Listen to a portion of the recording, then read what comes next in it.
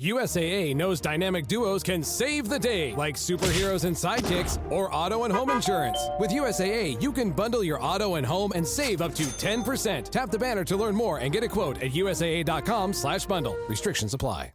It's tax season, and at LifeLock, we know you're tired of numbers. But here's a big one you need to hear. Billions. That's the amount of money in refunds the IRS has flagged for possible identity fraud. Now here's another big number, 100 million. That's how many data points LifeLock monitors every second. If your identity is stolen, we'll fix it guaranteed. One last big number, save up to 40% your first year. Visit lifelock.com/podcast for the threats you can't control. Terms apply. Roger, that's no rough guess right now, over. 1-1. Right outside the building,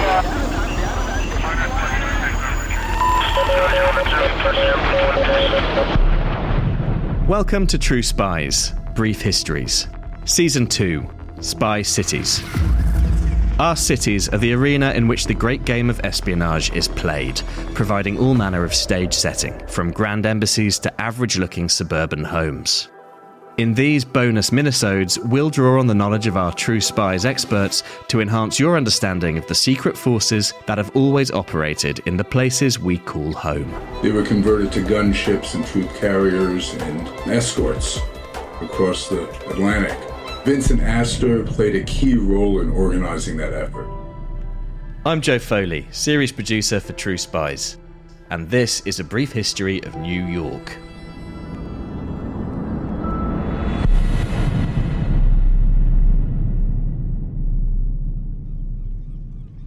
It's a hot August day in Manhattan. The men on the street are slick with sweat, heavily armed and tired from the march. But what they do here today is worth the discomfort, because they've just won a battle that will define this part of the world for centuries, without spilling a drop of blood. The year is 1664, and these are Englishmen in New Amsterdam, an important trading post in the Dutch colony of New Netherland. As one of the other major imperial powers of the 17th century, you might have thought that the Dutch would put up more of a fight. But they've more or less rolled over. Because ever since 4 of King Charles of England's warships landed on Long Island, their commander, Robert Nichols, has been waging an influence campaign, making full use of the English settlers already present in the Dutch colony to start spreading the news. Resistance is futile. Nichols also promises religious freedom, something the fiercely Calvinist governor of New Amsterdam, Peter Stuyvesant, has been dead against. The messaging has been so effective that even the Dutch governor's family convince him to throw in the towel. And that, in short, is how New Amsterdam becomes New York, New York. Visit New York City today and you'll struggle to believe that it came about so subtly. You can still find remnants of the old Dutch settlement with its farmyards and trading posts if you know where to look, Bedford-Stuyvesant in Brooklyn being the most obvious example. But over the centuries, it's sprawled and mutated into a skyscraping behemoth of a place home to more than 8 million people. The kind of city where it's easy to be anonymous, although for most of the people who move here, that's the opposite of their ambition. But we don't talk about most people on this podcast, we talk about spies. And New York is one of the world's global espionage hubs. It's home to the United Nations, the country's largest FBI field office, and, depending on who you believe, a gigantic, brutalist outpost of the NSA's mass surveillance operation in Tribeca. So in this brief history, I'm going to spin you through a few select episodes from the Big Apple's checkered past. Let's start with one you might have heard of. It's 1778, in the middle of another sweltering summer. 3 years after the outbreak of the Revolutionary War, the dream of the United States still hangs in the balance. The British Army has New York pinned under martial law, and the King's ships surround the Isle of Manhattan. At any moment, thousands of redcoats can be deployed against the American revolutionaries, and while General George Washington has troops aplenty, he's missing something crucial: intelligence. So far, things haven't gone too well on that front. A recon mission into New York City by Nathan Hale, a 21-year-old former teacher, ended in tragedy when he was captured and executed in 1776. Clearly, this brand of amateur spycraft wasn't fit for purpose. Washington needed something more sophisticated. Luckily, a cavalry officer by the name of Benjamin Tallmadge had bold new ideas. He recognised that a network was far less vulnerable than an individual. Take a cannonball to the chest and you're done for. Lose a leg and you might limp on. With the go-ahead from Washington, Talmadge set about recruiting his agents. The first was a farmer, Abraham Woodhull, who lived in a little village on Long Island called Setauket. He was a childhood friend of Talmadge, and he regularly travelled into the city to visit his sister, who owned a boarding house there.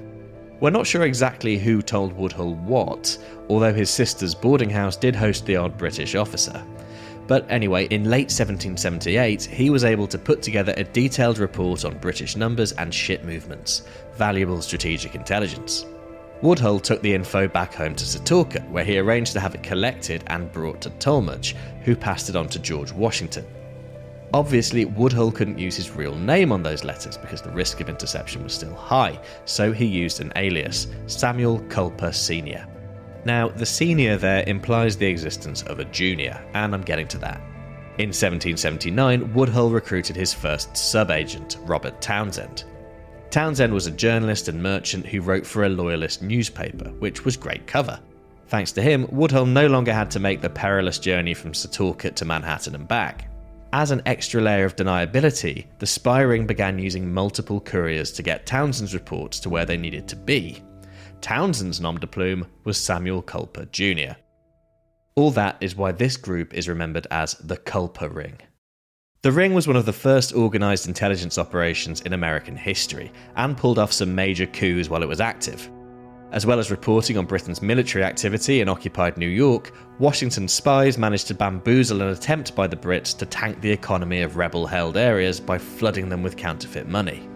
But their most famous contribution to American history came in 1780. A year earlier, Benedict Arnold, an American general, had turned traitor, offering his services to the king. As commander of West Point, the fort that controlled access to the Hudson River, Arnold was in a position to strike a knockout blow to the revolutionary supply chain and allow British forces free movement between New England and the other colonies. But the Culper Spy Ring, which had expanded to include a number of informants, managed to intercept documents that blew the conspiracy wide open, sparing their young country from strangulation in the crib, as it were. Given how long ago this was, and how little practice the Americans had at this sort of thing at the time, it's doubly amazing that none of the Culper Ring were ever caught. They kept up their work until the end of the war in 1783, when they quietly disbanded and returned to their everyday lives. They were so effective that the operation only became public knowledge in the 1930s. How did they do it? Well, one word: tradecraft. Of course, we've mentioned the multiple couriers thing, but that was just the tip of the iceberg. From the very beginning, the Culper Ring used coded communication. Codebooks containing 763 numbers were eventually put to use, with each number representing a different place, person, or agent. To add another layer to this cryptographic wedding cake, they also used sympathetic ink. That's invisible ink to you and me. They used it to write between the lines of seemingly ordinary letters. Anonymity, even among themselves, was strictly enforced. Most agents would have had no idea who else was in the ring. That even applied to George Washington, who, for the most part, deliberately kept himself in the dark. As long as the intelligence kept coming in, there was only so much he needed to know. Even dead drops, which are still very much in use today, played their part. Couriers would take reports from the city to Abraham Woodhull's farm and hide them there. Then, legend has it, an operative called Anna Strong would hang a black petticoat on her clothesline, signalling to Woodhull that there was something to collect. Given the success of New York's Culper Spy Ring, it's interesting to ponder why it took so long for America to have anything resembling an organised national intelligence service. Clearly they had the chops, but until the end of the 19th century they just didn't really need one. Not often anyway. The 1832 Monroe Doctrine made it clear that America would resist any attempt by foreign powers to colonise in the Western Hemisphere, in return for them leaving existing colonies well alone. Even Britain, who'd only tried to reinvade 20 years earlier in the War of 1812, agreed to the terms and helped to enforce them. Anyway, that left the US free to focus its efforts on expansion within the continent of North America, conquering swathes of Native American territory and quite a lot of what used to be Mexico. But in the middle of the 19th century, the country was rocked by a generational schism. One that, to wallow in a comfortable cliché, would turn brother against brother, and drive a need for intelligence on both sides of the divide. Whether it's a movie night or just midday, Skinny Pop is a salty snack that keeps on giving. Made with just 3 simple ingredients for an irresistibly delicious taste and a large serving size that lasts. Deliciously popped, perfectly salted. Skinny Pop, popular for a reason. Shop Skinny Pop now. The best summer memories are made outside, and LL Bean has the clothing and gear you need to make these memories. Their effortless styles are created for summers spent outside with family and friends. Like hand-sewn boat shoes, coastal cotton sweaters, rugged polos, and, of course, the iconic Boatin' Tote, which has been made right here in Maine since 1944.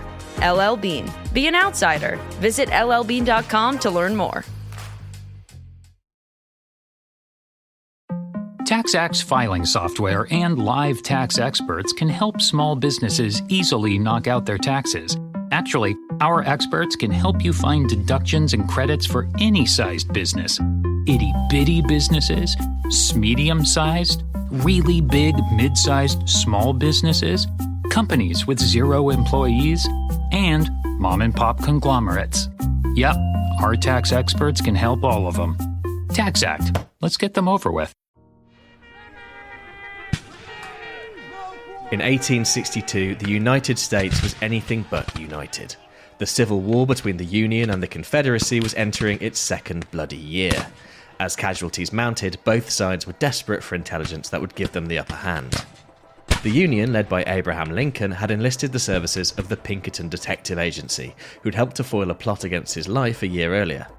The Pinkertons, who'd made their name investigating train robberies, were put to use as a proto-intelligence agency against the rebels. And it was in New York that they recruited one of the most successful spies of the Civil War. His name was George Curtis, an ordinary New Yorker who joined a Union militia in the city at the start of the conflict. In 1862, he was hired by the Pinkertons. His mission was to travel to Richmond, Virginia, the Confederate capital, and gather military intelligence. But to do that, he'd need a cover story, one that played on the Confederacy's vulnerabilities. A big one at the time was the Union blockade of the South, which was stopping vital supplies from reaching its armies. So George Curtis went undercover as a contraband merchant. He loaded up on gun caps, ammo, and perhaps most importantly, quinine, a medicine doctors at the time used to treat malaria. As you'll be aware, that's spread by mosquitoes, of which there were plenty to be found in the humid battlefields of Dixie. Well, beware of Yankees bearing gifts. The Confederate top brass were more than happy to welcome Curtis into the fold. He was risking life and limb to bring them these essential goods after all. And soon that work put him in touch with some of the South's top commanders, including a man by the name of Ambrose Powell Hill. Hill bought Curtis's cover hook, line and sinker, to the extent that he gave the spy official permission to move freely through Confederate territory. And hell, if he was going to be doing that anyway, he may as well do a bit of work for General Hill while he was at it. Hill asked Curtis to personally deliver his messages to another general, John Bankhead Magruder, and those two weren't swapping recipes. George Curtis had come a long way since New York. He'd found himself in an unlikely but profoundly useful position for a Union spy, actually delivering the enemy's military secrets. What happened next was a classic interception operation. General Hill's messages to Magruder were handed off to a Pinkerton agent somewhere on the road, copied, resealed, and sent on. The Confederates were never any the wiser. Curtis was just one of several Union field agents out of New York that helped to win the Civil War. But he was just an ordinary guy, part of the rank and file, plucked from obscurity and given a job to do. When his work was over, he went back to his life in the city without fanfare, much as the members of the Culper Spy Ring had done in the previous century. And let's face it, the little guy rarely takes up much space in the history books, especially when it's their job to fly under the radar. The streets of the Big Apple aren't named after people like George Curtis. Okay, before you all hurry to your Maps app, there is a Curtis Street in Queens, and it's almost certainly named after someone else. But a couple of blocks south, you'll find Astoria Boulevard. The boulevard is the southern border of Astoria Heights, a neighbourhood with a namesake that looms very large in the history of this city, John Jacob Astor. He was a 19th century fur tycoon, among other things, who sired one of America's wealthiest dynasties.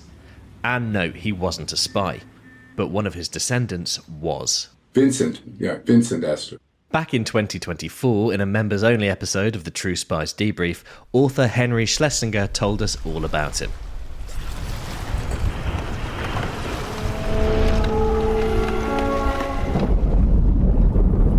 In 1912, the young Vincent Astor lost his father.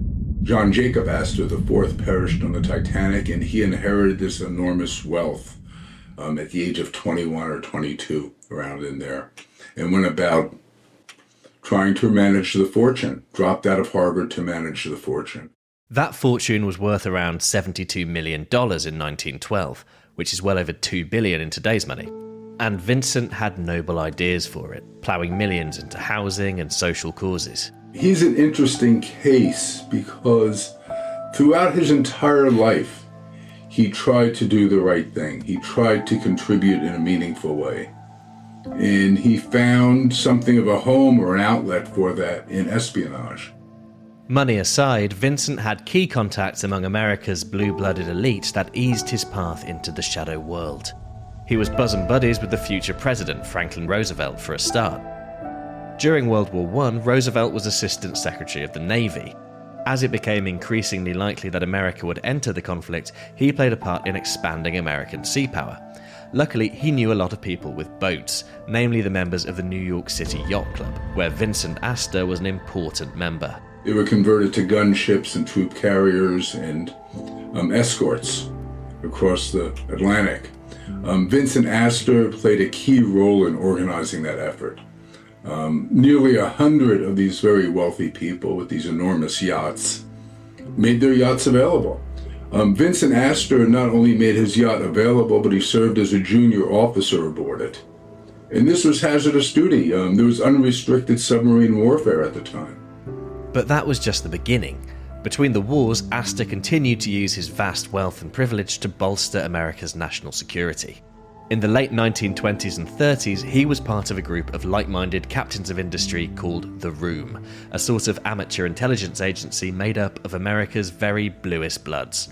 The Room was an interwar effort, and it was a collection of very wealthy men, all men, a few dozen of them. We were just coming out of what was called the Gilded Age. There were many blue bloods running around, but they also had the skill sets. They had traveled frequently in Europe. They had friends and business associates in Europe. They spoke the languages. This was at a time when many people didn't go to college. And they knew the terrain. They knew the European terrain. The Room met at a nondescript apartment at number 34 East 62nd Street, a stone's throw from Central Park. And the kinds of intelligence they were gathering was intelligence that you could gather from, say, business contacts that they might have gleaned from their business or travels, or their, what they've heard at their private clubs. Here's an example from sometime in the 30s as Germany was beginning to flex its muscles again. One member of the Room, a banker, was able to see funds flowing through certain accounts owned by power players in the Axis countries. He spotted a deal on the go that would have improved their communications capacity. As talk of war heated up, Astor knew that could only be bad news. Vincent Astor blocked the deal. He sat on the board of Western Union, and he was able to block that deal, even though it cost him and the other members of the board, I imagine, financially. And when his old pal Franklin Roosevelt won the White House in 1933, Astor's spy activity increased. At one point, Vincent Astor was the sole source, or a key source of intelligence flowing from Britain to directly to the president, because they were friends. He was a trusted source. He loaned his estate in Bermuda out to the British intelligence, who had a mail opening operation there, and they were passing him tidbits or flowing intelligence through Vincent directly to the president in the years leading up to America's entrance into the war. In 1938, Astor even took his yacht to the Marshall Islands on a presidential mission to spy on Japanese naval operations. And those in the know, like James Bond author Ian Fleming, would certainly have been aware of his contributions in the run-up to war with Germany. So much so that James Bond, when he's in New York, he only stays at Astor properties. The St. Regis Hotel, the Astor Hotel, both of which were hubs for espionage. Of course, this age of amateur gentleman spies couldn't last forever, and nor should it have. The room ceased to exist with the entrance into World War II. Many of the members of the room went into OSS or important government roles. The Office of Strategic Services, or OSS, was America's first centralized intelligence agency as we'd understand it today. So OSS was famous for hiring or, recruiting blue bloods. And they said that the initials, it's Office of Strategic Services, but the joke was it was oh so social. But a famous name isn't always conducive to the down and dirty business of spycraft, especially when you're dealing, say, with partisans in rural areas of Europe. A lot of these guys were recruited, but they were very high profile, and it makes me wonder whether their high profile wasn't cover for the more quiet first generation and immigrant recruits that were drawn into OSS in great numbers. So they very aggressively recruited these immigrants and first generation Americans during World War II to work outside of the metropolitan hubs in these more remote areas. Yes, if New York's famous for one thing, beyond the very wealthy people who lend their names to its grand buildings, it's its status as the ultimate melting pot. Americans from every background imaginable make their homes here. Rich and poor, liberal and conservative, religious and secular. That's what's made it the city it is today. But life isn't Sesame Street, more's the pity, and people don't always find peaceful ways to get along.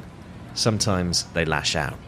New York City being the venue for, the sheer volume-wise, the most incidents of terrorism probably in modern history by the widest variety of actors engaging in terrorism, from radical left-wing bombers to radical right-wing bombers to religious bombers to secular bombers to bombers who are engaging in violence for causes foreign as well as purely domestic.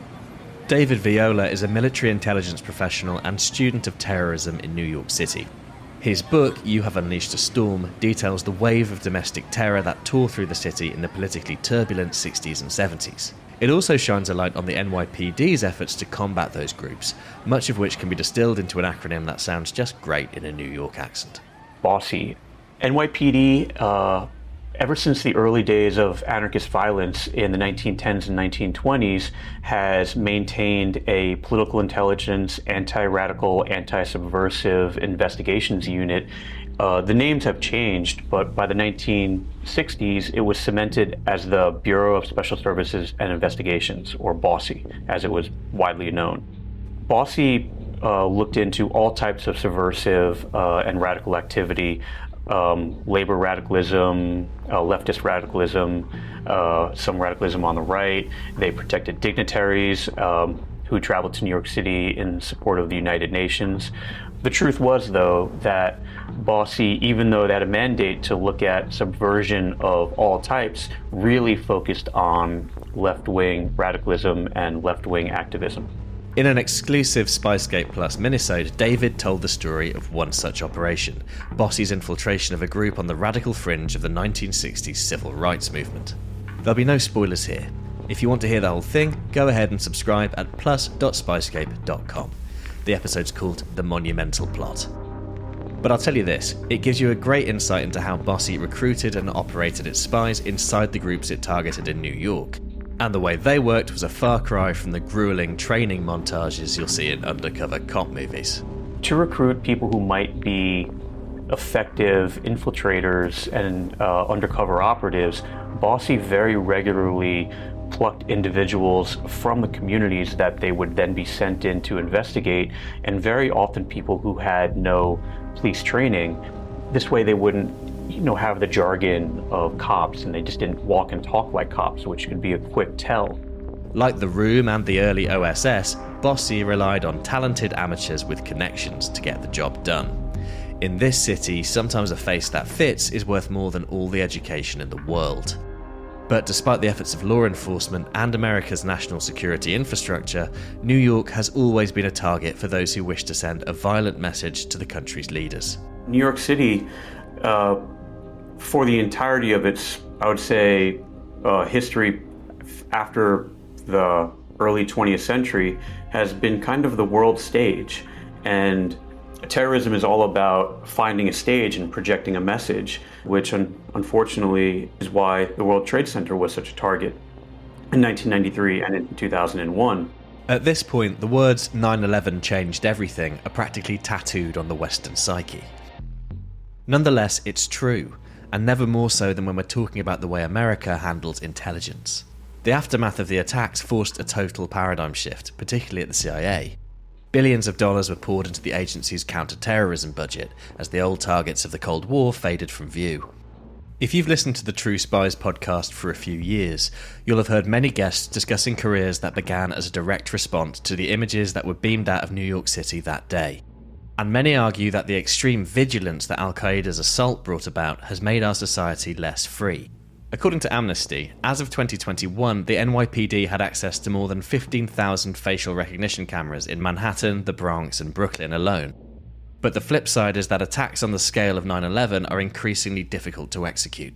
From putting on my hat as an intelligence professional, we love networks because networks are easier to track and networks are easier to disrupt. I think that the vast surveillance network we have now makes it really close to impossible for large conspiracies and for large networks to engage in violent action and then stay moving and then stay alive. Of course, that doesn't mean that New York is any less of a target for spies of all stripes in the here and now. Want an example? Try Noma Zarubina, the woman at the centre of New York's most recent Russian spy scandal.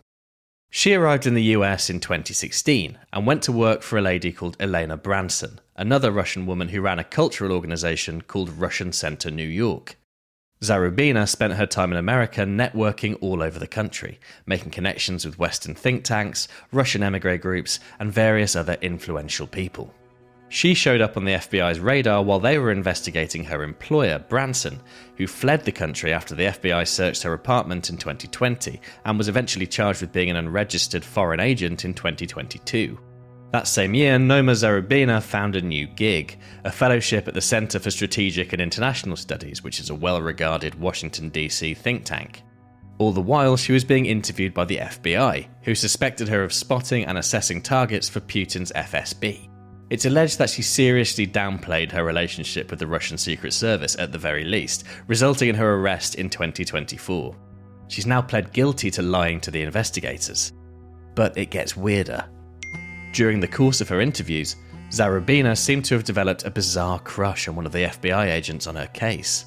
She sent him sexually suggestive texts, apparently under the influence of alcohol. One read, "Catch me, baby." Now look, if Carrie Bradshaw taught us anything, it's that 30-something singletons can find New York's dating scene hard going. But when Zarubina's case comes to trial in June of 2026, it's hard to imagine the judge taking that into account. I'm Joe Foley, and I hope you've enjoyed this brief history of one of the world's great spy cities.